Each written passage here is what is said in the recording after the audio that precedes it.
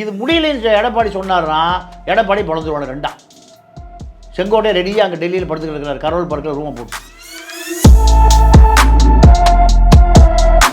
நான் வாடகை வீட்டில் தான் இருக்கிறேன், கஷ்டப்பட்டு தான் இருக்கேன். ரேஷன் ரைஸ் தாங்க சாப்பிட்றாரு சீமா பொண்டாட்டி கயல்வெளி. அவ்வளோ தூரம் போக வேண்டியது இல்லை, அப்படித்தான். அது அப்படித்தான். நீங்கள் சாட்டை சண்டாளன் கருணாநிதி, சதிகாரன் கருணாநிதி. இப்போ கருணாநிதி மகன் நல்லவரா? அசிங்க பிடித்த நபர்கள். பெரிய பலம் பொருந்தி வியூகர்லாம் இருக்காங்க. ஆதவர்ஜுனா இருக்காரு, இப்போ புதுசாக ஐடியிலேருந்து ஒருத்தர் வந்து சேர்ந்து. நீங்கள் நல்ல அருமையாக கேட்டீங்க. ஆதவர்ஜுனாவை பொண்டாட்டி வெட்டி விட்டுருச்சு.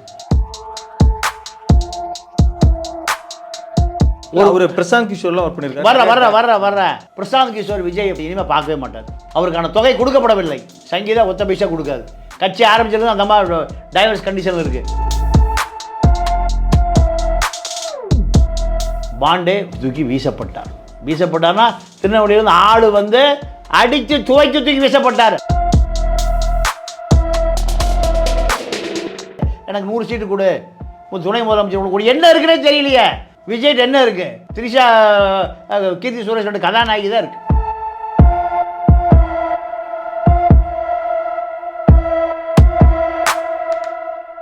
அறந்தமிழ் நேயர்களுக்கு இனிய வணக்கம். இன்றைய நேர்காணலில் மூத்த பத்திரிகையாளர் திரு தமிழா பாண்டியன் ஐயா. வணக்கம். வணக்கம்.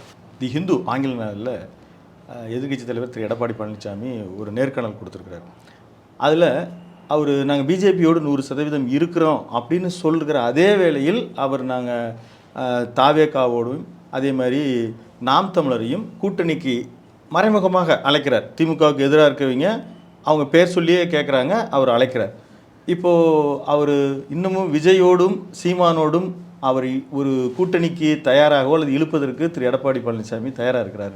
இல்லை, இப்போ அவருக்கு வெற்றி நாற்காலிக்கு போவதற்கு 5% ஓட்டு வேணும் அவருக்கு.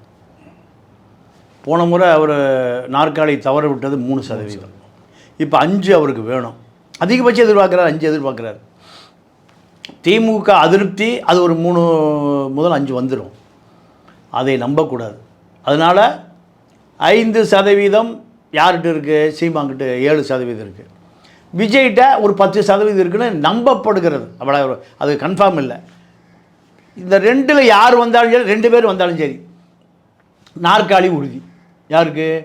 எடப்பாடிக்கு. இப்போ எடப்பாடியை பொறுத்த வரைக்கும் திமுகவிடம் இல்லாத இன்னொரு சாட்டை கையில் எடுத்திருக்காரு. என்ன சாட்டைனா, நீங்கள் போகிற இடம் பூரா கூட்டம் கூடுதல் ரகசியம் என்னன்னு கேட்டிங்கன்னா, நல்ல திரளுது. அதுக்கு என்ன ரகசியம்னு கேட்டிங்கன்னா, ஒவ்வொரு ஒன்றிய செயலாளர், மாவட்ட செயலாளர் எல்லாத்தையும் கூப்பிட்டு சொல்லிட்டார். முன்னாள் அமைச்சர். ஒரு கிளையில் எவ்வளோ பேர் வச்சுருக்கீங்க? 200 பேர் வச்சுருக்கீங்க, 200 பேருக்கு வந்தாகணும். ஒரு ஒன்றிய செயலாளர் வச்சுருக்கீங்க, 5000 பேர் 5000 பேருக்கு வந்தாகணும். இதை அதிமுகவுடைய ஐடி விங்க கண்காணிக்கும். யார் அதை தவற விட்டாலும் அவர்களுக்கு சீட்டு இல்லை. எம்எல்ஏ சீட்டு இல்லை, ஒன்றிய நகரத்துக்கு மேயர் சீட்டு இல்லை, கிளையில் ஆள் வரலினா அவனுக்கு பஞ்சாயத்து போர்டு சேர்மன் சீட்டு இல்லை. இதுதான் இப்போ திமுக எதிர்ப்பதற்கு எடப்பாடி எடுத்திருக்கிற சாட்டை. இது சக்ஸஸ் ஆகுது. கடுமையான கூட்டம் கூடுது, வந்தே ஆகணும்னு இயற்கையாக கூட்டம் கூடுது. திமுக மீது உள்ள அதிருப்தியும் ப்ளஸ் ஆகுது. இது எடப்பாடிக்கு உற்சாகமாக இருக்குது. இப்போ அடுத்து என்ன பண்ணிட்டாருன்னா, பழைய அலிபாபாவும் 40 திருடர் இருக்காங்கல்ல, வேலுமணி, தங்கமணி, வீரமணி, சிவி சண்முகம், யாரும் பின்னாடி வரக்கூடாது. நீ மாவட்டத்தை பாரு. வேலுமணிக்கு மூஞ்சியே இல்லை, தங்கமணி இல்லையா கவுண்டர் வேறு மாதிரி ஆகிட்டாரு. யார் சொல்கிறா? தங்கமணி சொல்கிறாரு, கவுண்டர் வேறு மாதிரி ஆகிட்டாரு, பழைய மாதிரி இல்லை, நம்ம ஈஸியாக ஹேண்டில் பண்ண முடியல. ஜெயலலிதா ஹேண்டில் பண்ண முடியுமா? அதே மாதிரி ஆகிட்டாரியா. இப்போ நம்மளை தக்க வைக்கிறதே பெரும் போராட்டம். இதை யார் சொல்கிறா? தங்கமணி, வேலுமணி, சிவி சண்முகம் எல்லா பக்கம் ஒரு ஆளை உருவாக்கிட்டார். நீங்கள் சிவி சண்முகத்துக்கு குமரகுரு கள்ளக்குறிச்சி எம்எல்ஏ அவர் அடுத்து மந்திரி சீட்டு, மந்திரி லிஸ்ட்டுக்கு வர்றாங்க. அடுத்து ஆல்டர்னேட்டிவ் நீங்கள் காணாமல் போன சேமா வேலுச்சாமி, பழைய முன்னாள் அமைச்சர், எங்கள் கோயம்புத்தூரில் மேயராக இருந்தார். வேலுமணியை விட பழைய கில்லாடி அவர். இப்போ அவரை கொண்டு வந்துட்டார். வேலுமணிக்கு மூஞ்சியே இல்லை. இப்படி ஒவ்வொரு மாவட்டத்துலேயும் அமைச்சர்களை நம்புறதே இல்லை. அடுத்த கட்ட ஆட்களை கொண்டு அவன் பார்க்க சரி நமக்கு அமைச்சர் பதவி போல் இருக்கு அப்படின்னு அவன் அடுத்த ஆள் என்ன பண்ணுறாங்க, ஃபுல் சிங்கிள் வேலை. இதுதான் எடப்பாடியினுடைய அஸ்திரம். இந்த அஸ்திரம் எல்லாம் அவருக்கு வந்து எங்கே டெப்ரிசிட் ஆகுது, 5%. இந்த 5% சீமானை பர்ச்சேஸ் பண்ணுறது முழு பொறுப்பு எடப்பாடி எடுத்துட்டார். விஜயை பர்ச்சேஸ் பண்ணுறத அமித்ஷா எடுத்துட்டார், இரும்பு தலையர் அமித்ஷா. ஏன்னா அமித்ஷா எடுத்து அதுக்கு விஜயை கட்டுப்படுத்துகிற அங்குசம் எங்கே இருக்குது, டெல்லியில் இருக்குது. நடுவில் விஜயை உட்கார வச்சு இந்த பக்கம் ஒரு ஐடி ஆஃபீஸர் கொடுத்தாங்கல்ல, டோப்பாவெலாம் கழட்டி, அந்த வேலைக்கு மறுபடியும் யார் வேலை, அமித்ஷா வேலை. ஆனால் ஒரு வகையில் பார்க்க போனால் எடப்பாடி பிஜேபி நம்ப தயாராக இல்லை, அதனால தான் அதை கழட்டி விட நினைக்கிறாரு, அதனால தான் வந்து விஜய் இழுக்கிறாரு, சீமான் இழுக்கிறாரு அப்படின்ற ஒரு பேச்சு இருக்குது. ஏன்னா சமீபத்தில் ஒரு மீட்டிங்கில் பேசுகிறாரு, நாங்கள் ஒன்றும் ஏமாளிகள் இல்லைன்னு சொல்லி அவர் திமுகவை நோக்கி தான் பேசுகிறாரு. ஆனால் அதுக்கு வந்து நயினார் வந்து ஆமாம் அவர் திமுகவுக்கு தான் பேசுகிறான்னு சொன்னால், அண்ணாமலை குறுக்க வந்து சொல்கிறாரு நாங்களும் வந்து ஒன்றும் ஏமாளிகள் இல்லை நாங்கள் அப்படின்னு அவர் ஒரு மறுமொழி சொல்கிறாரு. இது இந்த அஜெண்டா எப்படி பார்க்குறீங்க? இல்லைங்க, அவர் எப்படி ஏமாளி இல்லைன்னு சொல்கிறாருன்னா, 3% தான் பிஜேபிகிட்ட வாக்கு இருக்குது. 3% எப்படி முதலமைச்சராக முடியும், துணை முதலமைச்சர் 5 இருக்குன்னு அவங்க இல்லை இப்போ அதாவது பார்ப்பனர்கள் மட்டும் ஓட்டு போடுறான் பிஜேபிக்கு. மீதி ஓட்டு நிரந்தர ஓட்டு இல்லை, நிரந்தர ஓட்டு இல்லை. நீங்கள் இப்போ ஓபிஎஸ் என்னார், அவருக்கு கிடைச்ச ஓட்டெல்லாம் பிஜேபி கிடைச்ச ஓட்டா? டிடிவி நின்னார் பிஜேபி அலைன்ஸில், அதெல்லாம் யார் கிடைச்ச ஓட்டு? ஏடிஎம்கே ஓட்டு. அதெல்லாம் பிஜேபி ஒழுகுமா? ஒழுகாது. அதிமுகலேருந்து விலகி போன பல பேர் தேர்தல் இருந்தாங்க. அண்ணாமலைக்கு விழுந்த ஓட்டை பிஜேபிக்கு விழுந்த ஓட்டு இல்லை, கொங்கு பெல்ட் கவுண்டர்களுக்கு விழுந்த ஓட்டு. இவன் நம்ம சாதி ஆள் ஒரு ஆள் நிற்கிறாயா, அவனுக்கு ஓட்டு போடு, இப்படித்தான் விழுந்தது. கொங்கு பெல்ட்டு பூராமே நீங்கள் ஏன் எப்படி ஏடிஎம்கே ஜெயிக்குது? தன்னுடைய ரத்தம் நினைக்கிறான் அந்த மக்கள். கொங்கு வேளாளர் கவுண்டர்கள் பூரா யோ நம்மளால ஆள் முதலமைச்சர் ஆயிருக்காங்க, விட்டு கொடுக்கூடாதியா. அந்த அதே கொங்கு எண்ணெய் வந்து ஏன் அண்ணாமலைக்கு எடப்பாடி குறித்து இல்லை? அண்ணாமலை பொறுத்த வரைக்கும் அவருக்கு இன்னும் போலீஸ்கார் புத்தியாகவே இருக்குது. ஒரு பல ஆயிரம் கோடி தேடி வச்சுருக்காரு. அந்த பணத்தை பல பினாமிகள் வச்சிருக்காரு. அவர் எந்த பதவியில் இருந்தார்? நீங்கள் எப்படி இப்படி திடீர்னு கட்சி பதவியில் மட்டும்தான் இருந்தார்? இல்லை, கட்சி பதவியில் தான் இருந்தார். அனைத்து திமுக அமைச்சர்களும் அவர் கப்பம் கட்டினான். ஏன்னா திமுக அமைச்சர்களுடைய செல்வாக்கு கும்மிடி மூடியே தாண்டாது. அண்ணாமலையுடைய செல்வாக்கு எது வரைக்கும் இருந்தது? டெல்லி வரைக்கும் இருந்துச்சு. பிரதமர் அவர் காரில் கூப்பிட்டு உட்கார வச்சுட்டு போனார் பார்த்தீங்களா? எங்கே வந்தவர்? மதுரை வந்தவர், காந்தி கிராமம் வந்தவர், காந்தி கிராமத்திலிருந்து விமான நிலையம் போக வரைக்கும் யாரை உட்கார வச்சுட்டு போனாங்க? தமிழக தலைவராக இருந்தார். அப்போது பிரதமர் அலுவலகத்தில் செல்வாக்கை செலுத்த முடியும் யாரால்? அண்ணாமலையால். அண்ணாமலை சொன்னால் ஐடி வரும், அண்ணாமலை சொன்னால் இடி வரும், அண்ணாமலை சொன்னால் சிபிஐ வரும். நேரு சொன்னால் வருமா? ஏட்டையாக வருவார், அதிகபட்ச கான்ஸ்டபிள் வருவார். அப்போ அண்ணாமலை இந்த பதவியில் உட்கார வச்சது யாருன்னு கேட்டிங்கன்னா பிஎல் சந்தோஷ், ஆர்எஸ்எஸ்னுடைய அகில இந்திய அமைப்பாளர். இவர் வாங்கிறத பாதி அவர் கொடுத்துருவார். அவர் டெல்லியில் இருக்கக்கூடிய மத்திய அமைச்சர்கள் அத்தனை பேரையும் கட்டுப்படுத்தக்கூடிய அதிகாரம் அவருக்கு இருக்குது. அதனால தான் அண்ணாமலை பார்த்து பயந்தாங்க. அண்ணாமலையுடைய மச்சான் அண்ணாமலையார் பிரிக்ஸ், செங்கலுக்கு தேவையான மணல் போல யார் கொடுத்தா? துரைமுருகன் கொடுத்தாரு. துரைமுருக அண்ணாமலை மச்சானுக்கு புதுக்கோட்டை ஹெல்த் விஜயபாஸ்கர் குவாரியில் பார்ட்னர். நீங்கள் கோயம்புத்தூர் ஒரு நிகழ்ச்சி நடந்தது.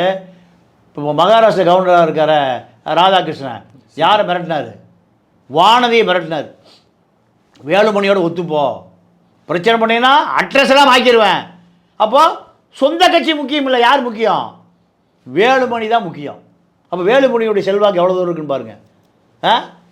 அப்போ இதுதான் அங்கே பேசும். ஏன்னா வேலுமணி அண்ணாமலையும் பார்ட்னர். வேலுமணி கோயம்புத்தூருக்குள்ளே வேலுமணி தான் நம்பர் 1. வேலுமணியும் அண்ணாமலையும் இணைவறியாத நண்பர்கள். வேலுமணி எதை சொன்னாலும் அண்ணாமலை செய்வார், அண்ணாமலை எதை சொன்னாலும் வேலுமணி செய்வார். இன்றைக்கி நீங்கள் மதுரையில் நடந்த மாநாட்டுக்கு வேலுமணி தான் செலவு பண்ணார். முருகன் மாநாட்டுக்கு யார் செலவு பண்ணா? மணி தான் செலவு பண்ணார். முருகனுக்கு மணி அடிக்கிறது யார்? வேலுமணி. இப்படி கட்சிகள் தான் வேறு வேறு இருக்கே தவிர காந்தி எல்லாத்துக்கும் இல்லை இப்படி இருக்கும் பொழுது அண்ணாமலை அதிமுக ஆட்சி அமைத்தால் அவருக்கு வந்து சாதகமான பணங்கள் நீங்கள் குறிப்பிட மாதிரி சாதகமாக இருக்காது ஆனால் இவர் இருக்கா எடப்பாடி சொல்லிட்டாரு அண்ணாமலையை மாற்றினா தான் அமித்ஷா சந்திப்பண்ணார். மாற்றினாங்களா? காரணம் அண்ணாமலை யாருக்கான வக்கீல்னு கேட்டிங்கன்னா சசிகலாவுக்கான வக்கீல், டிடிவிக்கான வக்கீல், ஓபிஎஸ்க்கான வக்கீல். அது எப்படி எடப்பாடி ரசிப்பார்? இதுதானே சண்டை. ஓபிஎஸ் சசிகலா டிடிவி 3 பேருமே அண்ணாமலை தான் நம்பினாங்க பிஜேபி. எடப்பாடி மிரட்டி நம்மளை அப்படியே உள்ளே சேர்த்து விடுவார். இப்போ இவர் சேர்த்த முடியல. இவர் சசிகலாவுக்கு பினாமி இருக்கான், டிடிவிக்கு பினாமி, ஓபிஎஸ்க்கு பினாமி, பலாயிரம் கோடி வச்சுருக்கான். அண்ணாமலை வந்து இவர்களையெல்லாம் கட்சியில் கொண்டு சேர்க்கிறத விட இப்படி இருக்கிறத விட அண்ணா வேலுமணியிலையும் மற்றவர்களால் தானே அவருக்கு பயன் ஜாஸ்தி. இவர்களையே இவர் வந்து உள்ளே கொண்டு வரணும்னு அண்ணாமலை நினைக்கணும். சசிகலாவுடைய சொத்து 5 லட்சம் கோடி. 25 வருஷம் அந்த அம்மா தான் முதலமைச்சர், நிழல் முதலமைச்சர். ஒரு ஐஏஎஸ் இல்லை, ஐபிஎஸ் இல்லை, ஒரு கவுன்சிலர் இல்லை, ஒரு எம்பி இல்லை. அப்போ அந்த அம்மா தான் பவர் சென்டர். அந்த அம்மா தான். அந்த அம்மாவுடைய பினாமிகள் நீக்க மரம் நிறைஞ்சிருக்கான். அவன் பூராமே சசிகலாவுடைய பணத்தை பலாயிரம் கோடி வச்சுருக்கான். அப்போ அந்த அம்மாவுக்கு பவர் இருந்தால் தான் பயப்படுவான், இல்லைன்னா அவனே வச்சுக்குவான். நம்ம பயம் தெரியுமில்ல உங்களுக்கு? பவர் இருந்தாலே ஆட்டையை போட்டுருவான், பவர் இல்லைன்னு என்ன பண்ணுவான். இப்போ இதுக்காக என்னுடைய சொத்தில் 1/3 உனக்கு நான் கொடுத்துட்றேன், என்னை எப்படியா ஏடிஎம்பில் சேர்த்து விடும், டெல்லியில் இன்ஃப்ளூன்ஸ் பண்ணேன், எதையோ இன்ஃப்ளூன்ஸ் பண்ணேன், என்னை எப்படியாவது உள்ள. இதுதான் சசிகலாவுடைய அஜெண்டா. இதுக்காக அவர் ஒரு 200-300 கோடி அட்வான்ஸை வாங்கிட்டு கடுமையாக போராடினார். வக்கீல் நீங்கள் காசு கொடுத்தீங்கன்னா உங்களை வெளியே கொண்டு வர, நீங்கள் மர்டர் கேஸ் இருந்தாலும் எப்படியோ வெளியே கொண்டு வர கடுமையாக போராடுவார். இவர் ஆனார். அந்த கொலை நடக்கும்போது எங்கால் கும்படி பூடி அந்த பக்கம் போயிட்டு இருந்தாருன்னு வரும். இப்படி தான் அதே கதை தான். ஆனால் அவரால் முடியல. ஏன்னா எடப்பாடிகிட்ட மக்கள் சக்தி இருக்குது, 1 கோடி தொண்டன் இருக்கிறான். அப்போ பிஜேபிக்கு ஒரு சசிகலாவுடைய பினாமி பணம் வேணுமா? எடப்பாடியுடைய பவர் வேணும். இப்போது பிஜேபிக்கு இப்போ என்ன தர்ம சங்கடமான ஒரு நிலைமை என்னன்னு கேட்டிங்கன்னா, ஆல் இண்டியா லெவலில் காங்கிரஸ் பேசாமல் இருந்தாலும் திமுக பேசாமல் இருக்கிறது இல்லை. ஏன்னா திமுக பிஜேபி எதிர்த்தா தான், பிஜேபி பூதத்தை காமிச்சு தான் இங்கே முஸ்லீம், கிறித்துவர், தலித்து வாக்கு வங்கியை தக்க வைக்க முடியுது, கம்யூனிஸ்டுகள் தக்க வைக்க முடியுது, காங்கிரஸை தக்க வைக்க முடியுது. திமுக ஒரு வேலை இல்லை, பிஜேபி தான் ஜெயிக்க வைக்குது. யாரை?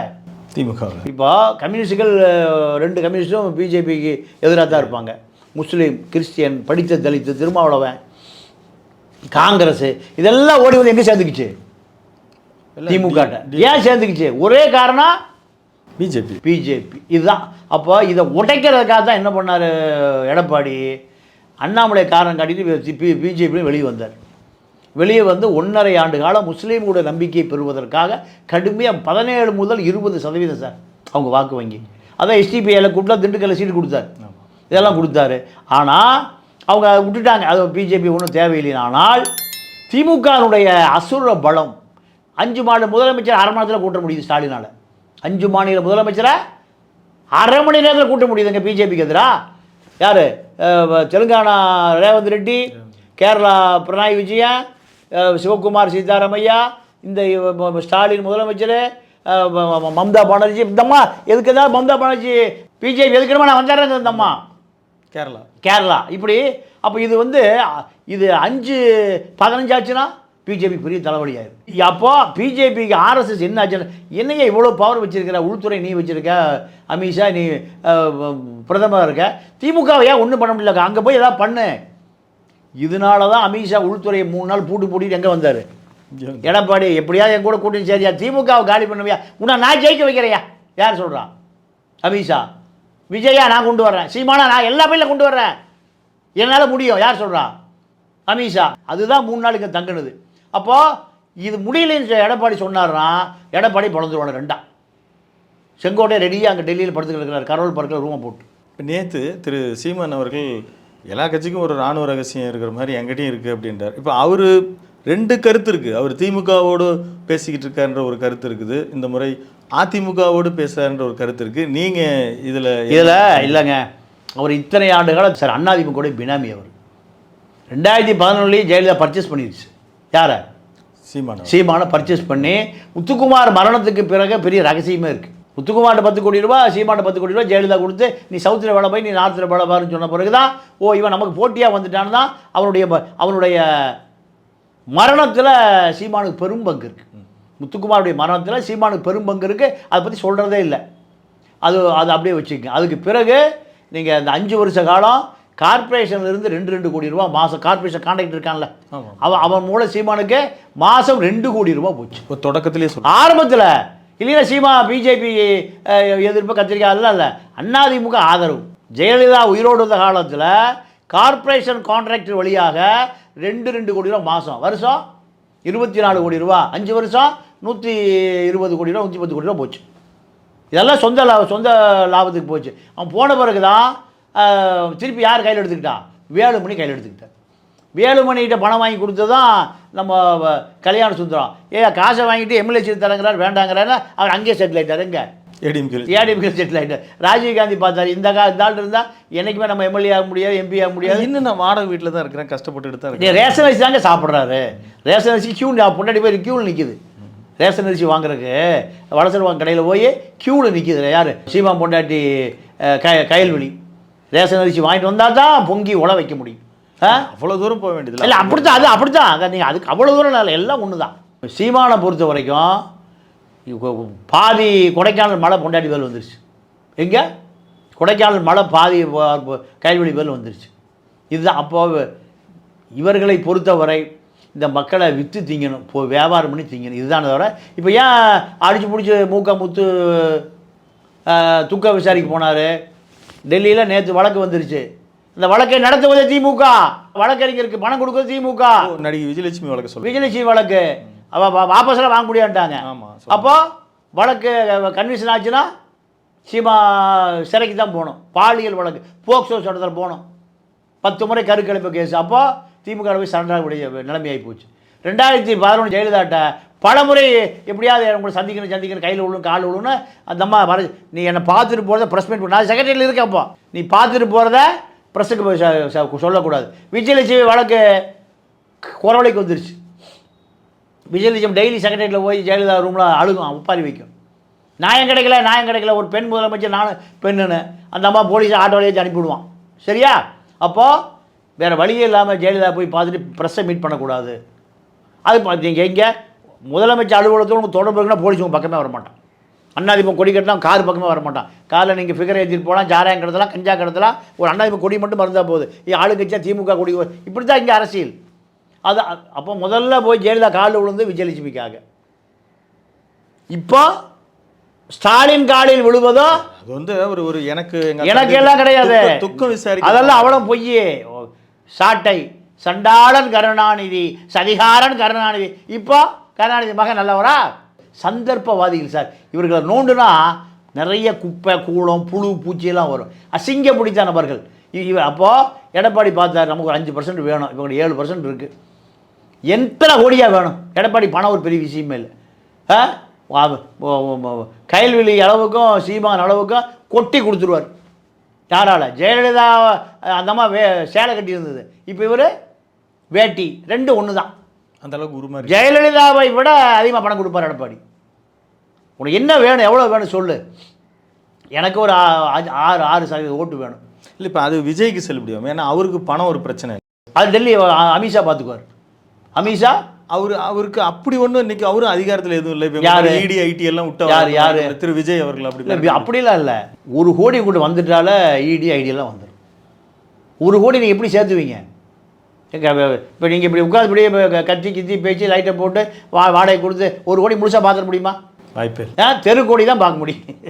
1 கோடி கூட வருதுன்னா ஏதோ தப்பு பண்ணால் தான் வரும். அப்போ யாருக்கு அது தெரியும்? அமித்ஷாவுக்கு தெரியும். அமித்ஷாவுக்கு எல்லாமே எது நினச்சிட்டாரு. பெரிய பலம் பொருந்தி வியூகர்லாம் இருக்காங்க. ஆதவர்ஜுனா இருக்காரு. இப்போ புதுசாக ஐடியிலேருந்து ஒருத்தர் வந்து சேர்ந்து. நீங்கள் நல்ல அருமையாக கேட்டீங்க. ஆதவர்ஜுனாவை பொண்டாட்டி வெட்டி விட்டுருச்சு, மச்சான் வெட்டி விட்டான், மாமனார் கழட்டி விட்டார். அவருடைய அலுவலகம் கலைக்கப்பட்டது. எங்கே? ஆதவர்ஜுனாவுடைய அந்த ஐடி விங்கு சம்பளம் கொடுக்க முடியாது, கலைக்கப்பட்டது. இப்போ அவரே நீங்கள் கொஞ்ச நாள் ஆட்டோ போக போகிறார். யார்? ஆதவர்ஜுனா. எங்கே? இப்போ குடும்பம் அவர் மனைவி அதுக்குள்ளே போக விரும்பலை. பெரிய குடும்பமான லாட்டி மார்ட்டின் குடும்பம் மச்சான் பொண்டாட்டி மாமியா இல்லாமல் யார் கழிச்சு விட்டாங்க? உன்னுடைய அரசியல் ஆசைக்கு எங்கள் தொழில் நாசமாக போகுது, அவ்வளோ பேர் எங்களை விட்டு போராடுறான். ஒரு பிரசாந்த் கிஷோர்லாம் ஒர்க் பண்ணியிருக்காரு. வர்றேன் இப்போ ஆதவ அர்ஜுனா ஆட்டோவில் போக போகிறாரு. பிரசாந்த் கிஷோர் விஜயை பார்த்து இனிமேல் பார்க்கவே மாட்டார். அவருக்கான தொகை கொடுக்கப்படவில்லை. அவர் கோடி தான் அவருடைய டார்கெட்டு, பல கோடி தான். இப்போ யார்கிட்ட போய் கொடுப்பீங்க? சங்கீதா ஒத்த பைசா கொடுக்காது. கட்சி ஆரம்பிச்சிருந்து அந்த மாதிரி டைவர்ஸ் கண்டிஷன் இருக்குது. பார்க்குறதே இல்லை, பிள்ளை பசங்க பார்க்குறதே இல்லை. என்ன காரணம்? கட்சியில் தொலைச்சிடுவேன்னு.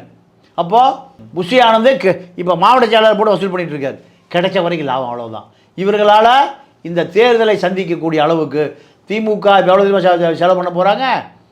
ஒரு தொகுதிக்கு 2000 ரூபா, 2 லட்சம் ஓட்டு, 40 கோடி ரூபா செலவு பண்ண போகிறாங்க ஒரு தொகுதிக்கு. 200 தொகுதி எவ்வளவு? 8000 கோடி ரெடியாக இருக்குது மணிப்பர்ஸில். யாருக்கிட்ட? டிஎம்கிட்ட 8000 கோடி ரெடியாக இருக்குது. எடப்பாடிகிட்ட அதே அளவுக்கு 8000 கோடி, 10000 கோடி. வேலுமணி ஒரு ஆள் 5 லட்சம் கோடி வச்சுருக்காரு துபாயில். இப்போ கூட சொல்லி எல்லாம் செலவு பண்ணலைன்னா ஓடி போயிருங்கல்ல, ஒரு ரூபாய் வராதிங்க. இப்போ 8000 கோடி 16000 கோடி ரெடியாக இருக்குது. இவர் எத்தனாயிரம் கோடி இருக்குது? அவ்வளவு விஜய் ஆள் பூரா மொத்தம் பர்ச்சேஸ் பண்ணிடுவான். எலெக்ஷனுக்குள்ளே புஷியானதை காணா போனால் ஆச்சரியப்படுறதில்ல. புஷியானது போயிடுவான், ஆதவ அர்ஜுனா, ஜான் ஆரோக்கியம் எல்லாமே திமுக அதிமுக ஐடிவிங்க ஒரு ரேட்டை கொடுத்தா போயிடுவாங்கல்ல. இதுதான் நிலைமை. திமுக அதிமுக எதிர்க்கக்கூடிய அளவுக்கு வலுவாக விஜய் இல்லை. இந்த நம்ம விஜய் நடத்துகிற மாநாடு போல யார் பணம் கொடுத்தோன்னா ஆதவ அர்ஜுனா கொடுத்த பணம். ஆதவ அர்ஜுனா கொடுத்த பணம். அந்த நன்றிக்காக தான் ஆதவ அர்ஜுனா விக்கிரவாண்டி மாநாடு உட்பட மதுரை மாநாடு எல்லாமே ஆதவ அர்ஜுனா பணம் தான், எல்லாம் கள்ளலாட்டி பணம் தான். இப்போ அதுக்கும் வழி இல்லை. அப்போ விஜயை பிஜேபி பர்ச்சேஸ் பண்ணி ஏடிஎம்கே சேர்த்துருவோம். எடப்பாடி சீமானை பர்ச்சேஸ் பண்ணி நேராக இங்கேயே சேர்த்துருவார். எல்லாம் இதுதான் ஒன்று. அவருக்கு எத்தனை சதவீதம் தேவை? 5 முதல் 7%. ஒருவேளை தேர்தலுக்குள்ள 5 முதல் 7 கண்டிப்பாக எடப்பாடி டெல்லி வழியாக விஜய் வந்துடுவார். அது இல்லைன்னா சீமான் வந்துடுவார் ஏடிஎம்கேக்குள்ளே. ரெண்டில் ஏதோ ஒன்றும் நடக்கல. இதில் வந்து பிஜேபி இருக்கும் பொழுதே ஏடிஎம்கே விஜய் வந்துருவார் என்று பிஜேபி அவருடைய கொள்கை எதிரின்றாரு. இது இந்த லைனில் வந்துருவாங்களா? இப்போ சீமான் இவர் சேர்ந்து வந்தால் கூட அவர் அண்ணன் தம்பின்னு கூட அவங்க சேர்ந்துப்பாங்க. நேரடியாக பிஜேபி இருக்கும் பொழுதே எடப்பாடி அணியில் திரு விஜய் அவர்கள் சேர்ந்துருவார்னு நீங்கள் எதிர்பார்க்குறீங்களா? நீங்கள் ஒன்று மட்டும் ஞாபகம் வச்சுங்க. சீமா வழியினாலும் சரி, விஜய் வழியினாலும் சரி, தேமுதிக வழியினாலும் சரி, பாமக வழியினாலும் சரி, பிஜேபியும் அதிமுகவும் பிரிக்க முடியாது அப்படின்றீங்க? ஆமாம் ஆமாம். ஏன்னா எடப்பாடியை ஜெயிக்க வைக்கக்கூடிய டெல்லி அதிகார மையம் இப்போ முழுசாக எடப்பாடிக்கு வாக்குறுதி கொடுத்துருச்சு. எடப்பாடி டெல்லியை நம்பிட்டு இருக்காரு. ஏதாவது பண்ணி எங்கே உட்கார வைக்கணும்? நாற்காலியில் உட்கார வைக்கணும். முதலமைச்சர் நாற்காலியில், ஸ்டாலின் நாற்காலியில் உட்கார வைக்கணும். ஸ்டாலின் நாற்காலியிலேருந்து இறக்கணும். டெல்லி முடிவு பண்ணிடுச்சு. இது இந்த டெல்லி பவருக்காக எடப்பாடி விடுவாரா இல்லை விட்டுருவாரா? இல்லை, இதைத்தான் ஆதவ அர்ஜுனா நேற்று குறிப்பிடுறாரு. சீட்டில் உட்கார வச்சு அவங்களாம் 1 மாதம் ஆட்சியாளர் விட மாட்டாங்க. பிஜேபியினுடைய இருக்கிறவங்க வந்து சிஎம் ஆவாங்க, துணை முதலமைச்சர் ஆவாங்க. எடப்பாடியை முதலமைச்சர் ஆக்கினாலும் அதிகாரத்தை பிஜேபி தட்டி பறித்து விடுன்னு ஆதவ அர்ஜுனா குறிப்பிடுறாரு. இல்லைங்க, ஆதவ அர்ஜுனா எப்போ அரசியலுக்கு வந்தார்? எடப்பாடி எப்போ அரசியலுக்கு வந்தார்? இல்லை, இருந்தாலும் இப்போ இல்லை அனுபவம் தான் பேசும்.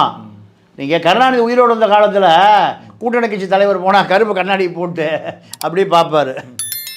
என்ன பார்ப்பார்? நீங்கள் எப்போ வந்து எப்போ தலைவரான இந்த கட்சிக்கு, உனக்கு முந்தி யார் தலைவராக இருந்தால், உன்னுடைய வரலாறு என்ன, எத்தனை வருஷம் வரலாறு? 50 வருஷ வரலாறு அப்படியே மனசுக்குள்ள ஓட விடுவார். ஓட விட்டு உனக்கு இவ்வளோதாப்பா சீட்டு, உனக்கு இந்தந்த தொகுதி இங்கெங்கே ஜெயிக்க வை, உனக்கு இவன் வேலை செய்வான் போ, அவ்வளோதான். எவச்சா பேச முடியாது. கண்ணாடி இப்போ ஆர்கியூமெண்ட் பண்ண முடியுமா? முடியாது. என்ன பண்ணுவார்? அந்த கருப்பு கண்ணாடி போட அப்படியே சாஞ்சிக்கிட்டு அதை விட துரைமுருகன் நக்கல். கரெக்டாக வர்றீங்க. இதுதான் உண்மை. அப்போ ஒரு கட்சியை நாங்கள் வந்து நீங்கள் வந்து டிவி ஸ்பிரிட்ல ஏறி போறீங்க அவங்க கட்சியை கிண்டல் பண்ணி உண்மையாதான் போனார் ராஜீவ் காங்கிரஸ் நினைக்கிறேன். ஆமா ஆமா, வாழப்பாடு ராமூர்த்தியும் டிவி ஸ்பிரிட்ல ஏற்றிடலான்னு. இதுதான் உண்மை. அப்போ துரைமுருகனுக்கு எவ்வளோ தெரியும் போது கருணாநிதிக்கு எவ்வளோ தெரியும்? அண்ணாவுக்கு அல்வா கொடுத்தாரு, காமராஜருக்கு கடுக்கா கொடுத்தாரு. அப்போ நான் கேட்குறேன், ஆதவ அர்ஜுனா எப்போ அரசியலுக்கு வந்தார்?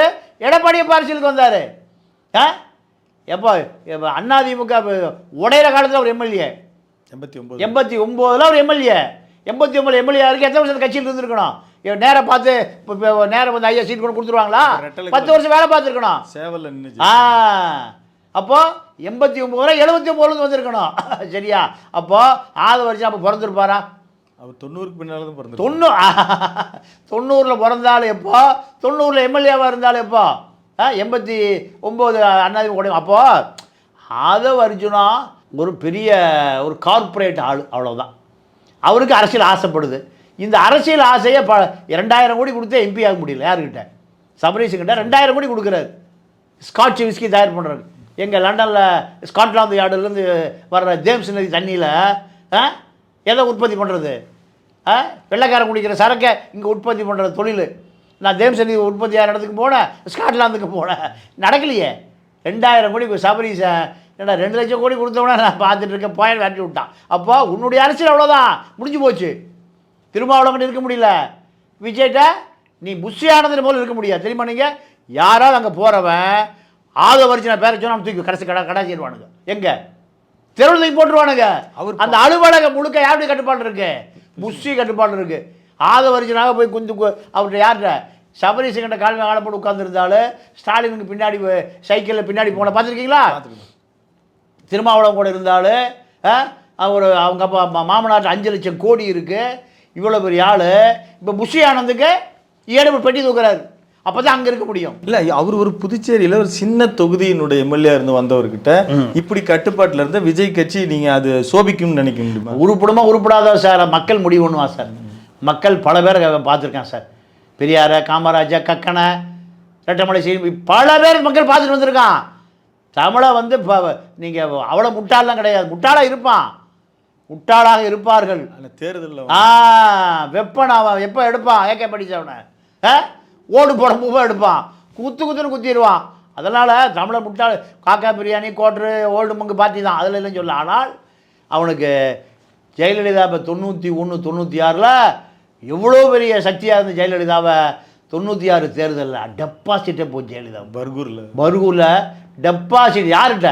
சுகவனத்துக்கு டெபாசிட்டே போச்சு. அதனால் முதல் முறை தேர்தல், முதல் முறை. அதனால் மக்களை வந்து முட்டாள்னு நீங்கள் சொல்ல வேண்டியதில்லை. மக்கள் தெளிவாக இருக்கான். விஜய் இப்போ சார் உங்கள் கெப்பாசிட்டி, உங்களுடைய லட்சணம் எப்போ தெரியும்?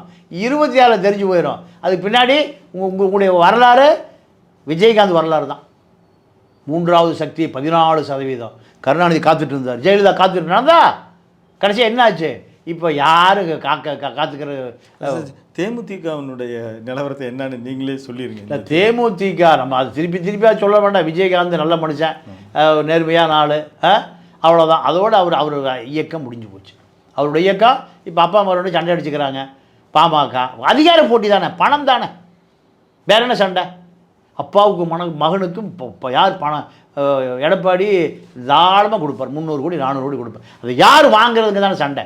திமுக பக்கம் போகிற ஐடியா இல்லைங்களா? அது எந்த காலத்துலையும் இல்லை. ஏன்னா அங்கே 3-4% வாக்கு சிறுத்தை இருக்குது. அங்கே இடமே இல்லை. இப்போ 234 சீட்டுக்கு ஆள் சரியாக இருக்குது. இப்போ இந்த மாதிரி கும்பலில் உள்ளே சேர்த்துனா இன்னொரு 234 வேணும். ஆந்திரா பக்கம் தான் போகணும் எலெக்ஷனுக்கு. அதனால் அதுக்கெல்லாம் வாய்ப்பு. இந்த கூட்டணி அப்படியே இருக்கும். ஏடிஎம்கே கூட்டணி அப்படியே இருக்கும். ஏடிஎம்கே கூட்டணியில் 5% முதல் 10% வாக்கு வேணும். இதுதாங்க அரசியல். வேறு பேசுறதுக்கே ஒன்றும் இல்லை. விஜய அமித்ஷா கொண்டு வந்துடுவார், சீமான எடப்பாடி. தேர்தல் நெருங்க பேரம் முடிஞ்சு கொள்ளையடித்து நீங்கள் திமுக ஆட்சிக்கு வரும்போது 3.5 லட்சம் கோடி கடன், தமிழ்நாட்டு கடன் 3 லட்சம் கோடி. இப்போ எவ்வளவு? 10 ஆகி போச்சு. இந்த காசில் எங்கே எல்லாம் யார்கிட்ட இருக்குன்னா திமுக அமைச்சர்கிட்ட இருக்குது, சபரீஷுக்கிட்ட இருக்குது. இந்த 9 லட்சம் கோடி. இதுதான் அரசியல். அப்போது இதை எப்படி ஓவர்டேக் பண்ணுவது என்பது தான் இங்கே அரசியல். எடப்பாடியை பொறுத்த வரைக்கும் இரவு பகலாக கண்ணும் கருத்துமா உள்கட்சியில் பல எட்டப்பம் இருக்கான், வெளியில் ஓபிஎஸ், சசிகலா, டிடிவி தினகரன், இந்த பக்கம் அமித்ஷா. அதனால் அண்ணாமலை சொல்வதெல்லாம் அரசியல் அல்ல. 118 வந்துருச்சுன்னா எடப்பாடி ஒரு ஜெயலலிதாவாக மாறிடுவார். அண்ணாமலைக்கு என்ன நிலைமைனா, அண்ணாமலை அதிகாரத்தில் இருக்கும்போது சசிகலாவோட நிலைமை என்ன? பிடாமி பூரா அப்படியே எல்லாம் சுவாகா பண்ணிடுவான். அதுக்காக இப்படி அண்ணாவை சேர்த்து விடு, அண்ணாதிமுக சேர்த்து விடுன்னு யாரை நம்பிட்டு இருந்தாங்க? அண்ணாமலையை. இப்போ அண்ணாமலைக்கு அந்த நிலைமை வந்துருச்சு. அவர் இப்போ மத்திய அமைச்சர் ஆயிடுவார் அல்லது பெரிய தேசிய பொறுப்புகள் வழங்கப்படும் அப்படின்லாம் சொல்லப்படுது. அவர் தான் ஏற்க மறுக்கிறாருன்னு ஒரு தகவல் இருக்குது, கொடுப்பதில்லைன்னு ஒரு தகவல் இருக்குது. எதுங்க உண்மை? இவர் உண்மையான பிஜேபி விசுவாசியாக இருந்தால் இவரை இந்த பதவிகளும் எடுத்திருக்க மாட்டான் பிஜேபி. இவரை தூக்கி எங்கே வீசிட்டான்? வங்காள விரிகுடா தூக்கி பிஜேபி வீசிட்டான். இவர் கதை முடிஞ்சே போச்சு. இவருடைய கதை அண்ணாமலையை ஒரு ஐடி விங்கை வச்சு நான் பிரதமர் நாற்காலிக்கு நான் தான் தகுதி, ஐநா சபைக்கு நான் தான் தகுதி, தேசிய தலைவர் இப்படி இவரே போஸ்ட் அடித்து இவரே கிளப்பி விட்டுட்டுருக்காரியா. தன்னுடைய பினாமிகள்கிட்ட தான் ஒரு பெரிய சசிகலாவுடைய நிலைமை எப்படி இருந்தது இவர் தலைவராகும்போது ஒரு 5 வருஷத்துக்கு முந்தி, இப்போ இவர் நிலைமை எப்படி ஆகிப்போச்சு. பிஜேபியாக இவரை கலையெடுக்காமல் விட்டுருக்காங்கன்னா குழப்பத்தை உண்டு பண்ணக்கூடாது. அண்ணாமலை ஒரு ஓரமாக எதிர்த்து போட்டு, ஏன்னா அண்ணாமலையுடைய ஸ்டாண்டு திமுகவை எதிர்ப்பது, அதுதான் பிஜேபி ரசிக்கிறான். இதுக்காக அவரை விட்டு வச்சுருக்கேன். ஆனால் அண்ணாமலை தன்னுடைய பினாமிகள்கிட்ட தான் இன்னும் பெரிய அதிகாரத்தில் இருக்கேன், உன் பிரதமர் நாற்காலி எனக்காக காத்திருக்கு, இவரே ஐடி விங்களை கிளப்பி விட்டுட்டுருக்காரு. ஏன் ஒரு திரு பாண்டே அவர்களே பேசினார். அவர் இல்லை, பாண்டே அவர் ஒரு RSS ஆள் தானே. அவர் அண்ணாமலையுடைய சம்பள பட்டியலில் இருக்கார். அண்ணாமலையுடைய சம்பள பட்டியலில் இருக்கார். யார்? பாண்டே ஒரு RSS ஆள் தானே. அவர் பத்திரிக்கையாளர் நல்லவன். தினத்தந்தியிலிருந்து அடித்து விரட்டப்பட்ட நபர், தெரியுமா அது உங்களுக்கு? அடித்து விரட்டப்பட்ட நபர் பாண்டே. எப்படி அடித்து விரட்டினாங்கன்னா, எடப்பாடி தினத்தந்திக்கு விளம்பரம் கொடுக்குறாரு, பாண்டே தினகரனுக்கு சப்போர்ட்டாக இருக்கார். அங்கே ஒர்க் பண்ணிட்டேன் தினகரனுக்கு சப்போர்ட்டாக இருக்கார். எப்படின்னா, தினகரனுடைய உறவினர் அந்த டாக்டர் அவர் தான் ஜெயலலிதா பத்திரம் பார்த்துக்கிட்டார். ஜெயலலிதா மருத்துவமனையில் படுத்திருக்கும்போது எடப்பாடி தரப்பு என்ன சொல்லுதுன்னா, நாங்கள் அமெரிக்காவுக்கு எடுத்துகிட்டு போக சொன்னோம் வைத்தியம் பார்க்குறக்கு, சசிகலா மறுத்து விட்டால்.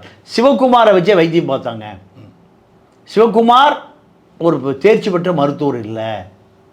இது எடப்பாடியுடைய ஸ்டேட்மெண்ட்டு. ஆனால் பாண்டே தினத்தந்தியிலேருந்து என்ன சொல்கிறாரு, சிவகுமார் தான் ஜெயலலிதாவை நல்லா பார்த்துக்கிட்டாங்க. அப்போ எடப்பாடி பார்க்கலேன்னு தான் அர்த்தம். உடனே என்ன பண்ணிட்டான், கேபிள் டிவியில் தந்தியை கட் பண்ணிட்டான். கேபிள் டிவியில் தந்தியை கட் பண்ணிட்டான். அரசு விளம்பரம் தந்திக்கு போகிறது பல கோடி போகும், அதை கட் பண்ணிட்டார் எடப்பாடி. ஏண்டா எங்கிட்ட விளம்பரம் வாங்கிட்டு சிவகுமார் பார்த்தாரு, சசிகலா பார்த்தாருன்னு உங்கள் பாண்டே பேசுவார், இதை நான் கேட்டுட்டுருக்கணுமா? அப்போ நாங்கள் துரோகி, அவர் தியாகியா? போ, தந்தி மூலையிலே முடிக்க வேண்டாம். அப்போ நம்மால் பாலசுப்ரமணியம் ஆயிடுச்ச துபாயில் தினத்தந்தி ஆரம்பித்து ஒரு நடிகை மதுமிதாவை நான் ஏதோ பேர் அங்கே குத்தாட்டம் போட்டுட்ருக்காரு. தந்திக்கு கேபிள் டிவிலையும் வரல, அரசு விளம்பரம் இல்லை. காலத்திலும் இதுவரை ஸ்டாப் ஆகலை. கிளம்பி அடித்து பிடிச்சி ஒடியாராரு. என்னங்க ஏயா, உங்களுக்கு நாங்கள் கோடிக்கணக்காக விளம்பரம் கொடுக்குறோம், நீங்கள் பாண்டையை வச்சு தினகரன்கிட்ட கட்டிங்க வாங்கிட்டு நாங்கள் எதிரி, சசிகலா கும்பல் தியாகியா? இதை நடந்ததே தெரியாது.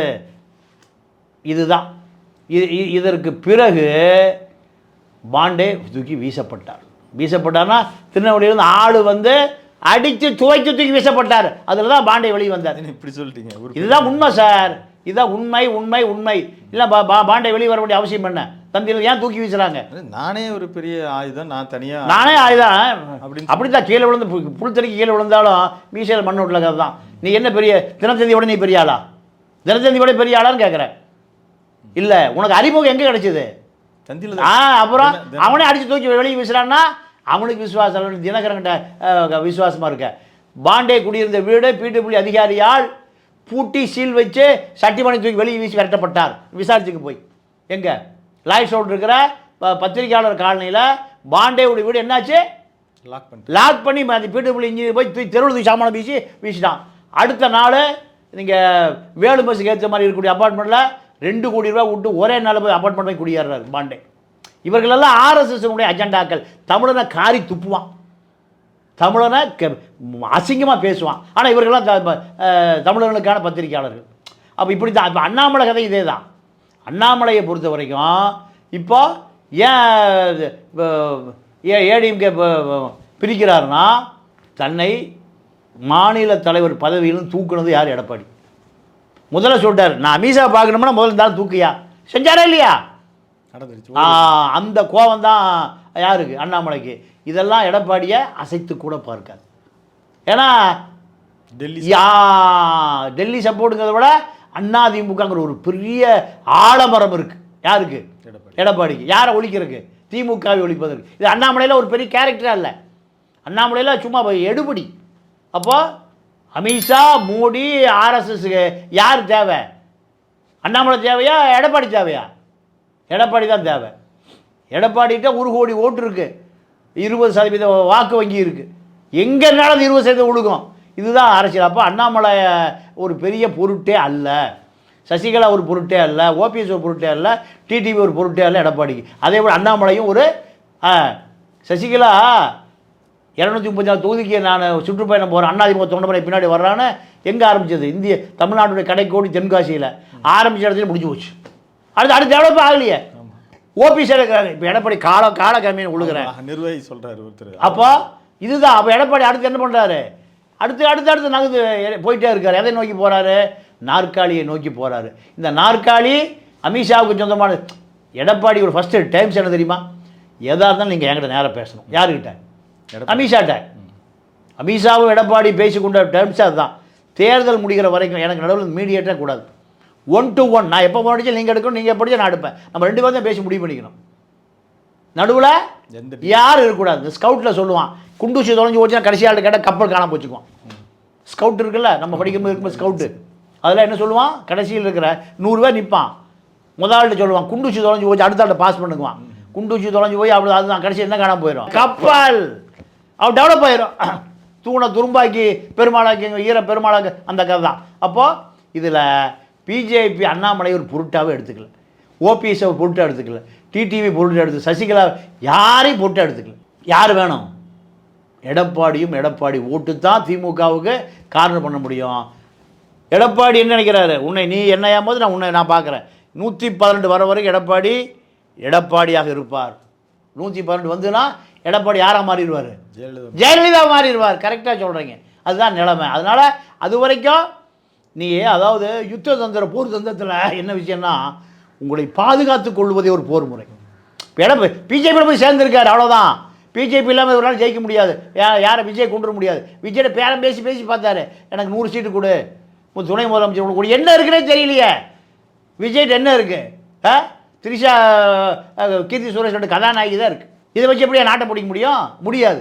அப்போது அதிகாரத்தை எப்படி சேர்த்துவது என்பது அமித்ஷாவுக்கும் எடப்பாடிக்கும் தெரியும். அதனால் விஜய் 2026 தேர்தலில் அதிமுக கூட்டணியில் இணைவது என்பது 100% உறுதி. இன்னும் 8 மாதங்கள் இருக்கிறது. இன்னும் எத்தனையோ மாற்றம் வரும். உங்கள் கருத்து பதிவுக்கு மிக்க நன்றி. மீண்டும் ஒரு நல்ல சந்தர்ப்பத்தில் சந்திப்போம். நன்றி, வணக்கம். நேயர்களை தொடர்ந்து இணைந்திருங்கள். அறம் தமிழ். நன்றி, வணக்கம்.